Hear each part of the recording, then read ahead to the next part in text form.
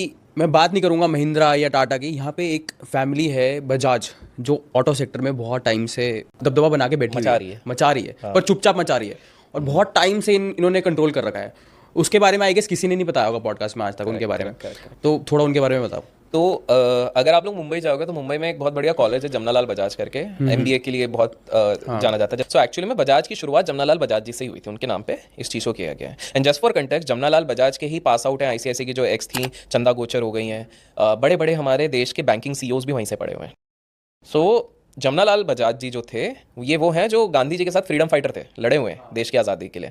तो इन्होंने एक उस समय पे सारी चीज़ें, जब देश आज़ाद हो गया तो उन्होंने एक बजाज करके एक कंपनी खोली, ट्रेड्स, बजाज ट्रेड्स करके कंपनी खोली। तब ऑटोमोबाइल का ऐसा नहीं था, इलेक्ट्रॉनिक्स और ये सारी चीज़ों का ये वाला था।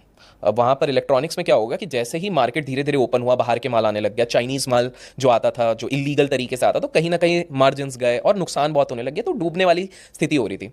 और हम ये तब की बात कर रहे हैं क्योंकि आज़ादी के बाद हमारे इधर लाइसेंस राज बहुत चल गया था। तो तब इनका दिमाग आया कि यार टू व्हीलर ऑटोमोबाइल में हमको घुसना चाहिए, ठीक है।